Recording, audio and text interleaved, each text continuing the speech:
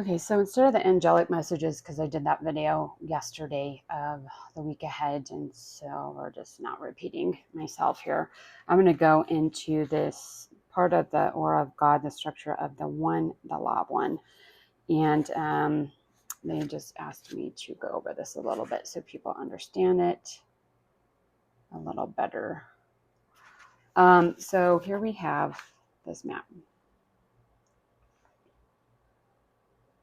Okay, so this is in this book.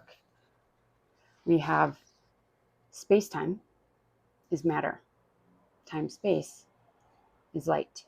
Okay, so once we get past the seventh density, then we can connect to pure consciousness. Okay, our consciousness moves beyond the 7D. We start working with cosmic consciousness.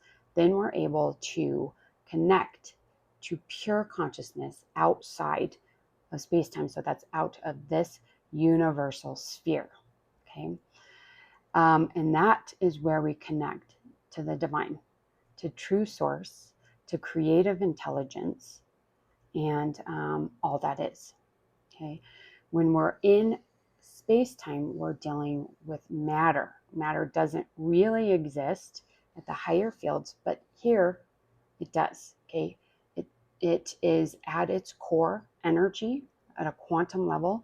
We are just energy. Everything is energy. Everything is consciousness.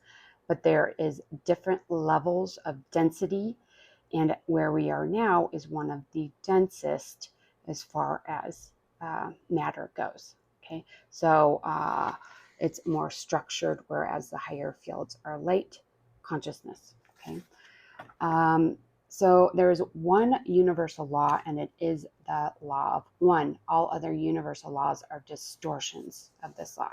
So if you hear of law of attraction, all these other laws, they are all distortions of the law of one. If you can refine your consciousness to become the consciousness of all that is, you will break through any sort of illusion of the material reality. Okay, you're able to become all that is and anything within that, and that creates a supernatural ability to empathize as well as to tone your frequency, to create, to become, to do anything that higher will allows you to do.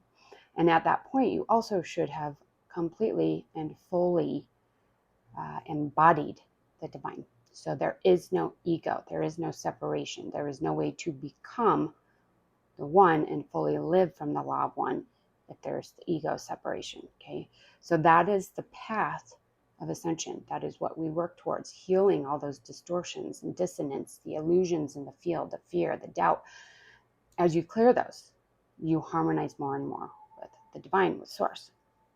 Okay, we are all but passing thoughts of the one. We are both the thoughts of the one and the one thinking.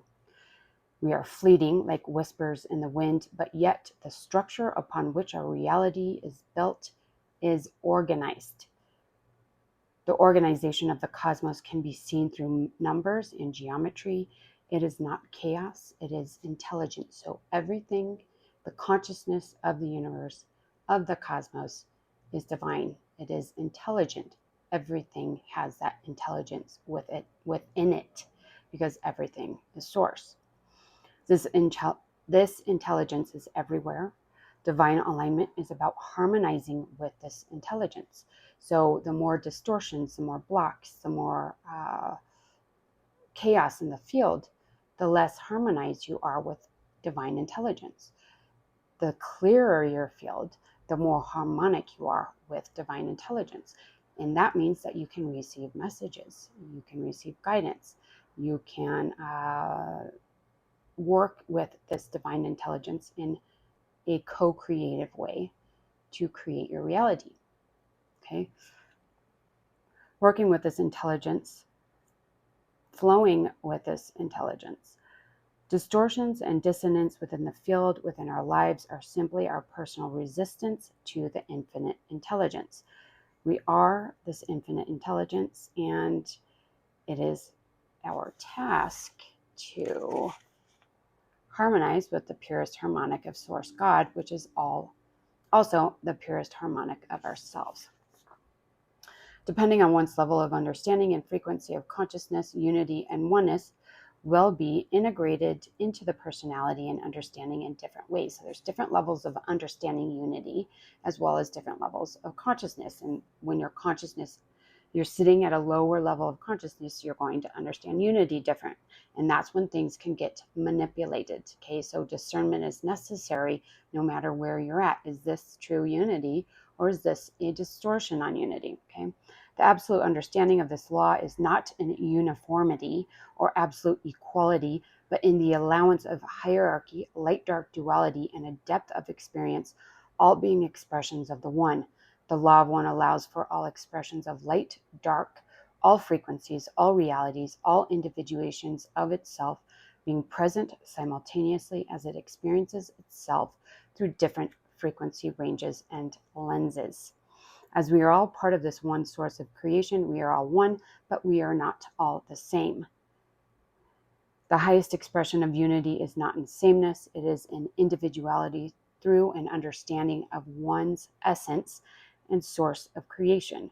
Our individuation is an expression of Source God to experience itself through many different lenses. Our purpose is in being different from one another. Our purpose is to perceive authentically, live authentically, and create independently from the knowing and harmonic that we are both the creator and the created. So there is a duality that has to be integrated here, knowing that you are God, but also not God, that you are the creator as God, but you also are the created as the individual. Okay, so you are a fragment of God that is here to experience itself, to learn, and then to report back. Okay, so that is our mission. That is the structure of it. So we have the different densities 1 through 7 are space-time, so matter's primary, and then beyond 7 to 13 to source, light is primary. Okay, so if you break free, your consciousness moves beyond the 70 and you're able to embody that, then you're able to embody and channel and work with cosmic consciousness that exists at 8D and beyond. Okay, once you're there, you're able to embody all that is as the one and to perceive reality from that space. Okay, hope that was helpful, and we'll see you next week.